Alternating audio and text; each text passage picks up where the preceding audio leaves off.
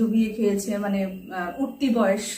And লাস্টে কি হচ্ছে, স্কুলের ফ্রেন্ডসদের সঙ্গে দেখা হয়ে গেছে, যেহেতু একই পাড়ার, তো ওদের সঙ্গে একটু গল্প গুজব করতে করতে দেরি হয়ে গেছে। তো দেরি হতে মানে 10:30 বেজে গেছে। গ্রাম অঞ্চলে তখন, আজ থেকে অনেক বছর আগের কথা, মানে আমার মার বিয়ে হয়নি তখনের কথা বলছি আমি। তো 10টা অনেক বড়, আর ওরকম স্ট্রিট লাইটও কিন্তু তখন ছিল না। তো জ্যোৎস্না রাত ছিল, মামা 10টা বলছে, না 10টা বেজে গেছে, এখন ফেরা উচিত, কারণ ওই যে রাস্তাটা দিয়ে আসবে ওই রাস্তাটা একটু ঠিক না, সবাই জানে। তো ওয়েট করেছে, কেউ যদি যাওয়ার মানুষ পায় না, মানে আমাদের মামাবাড়ির সাইডে আসার এরকম মানুষ কেউ নেই, যাবে অন্য অন্য কোথাও চলে যাবে আর কি। তো বলছে না, আরো দেরি করলে আরো দেরি হবে, আরো বেশি ভয় লাগবে। তো মামা আস্তে আস্তে হাঁটা শুরু করলো।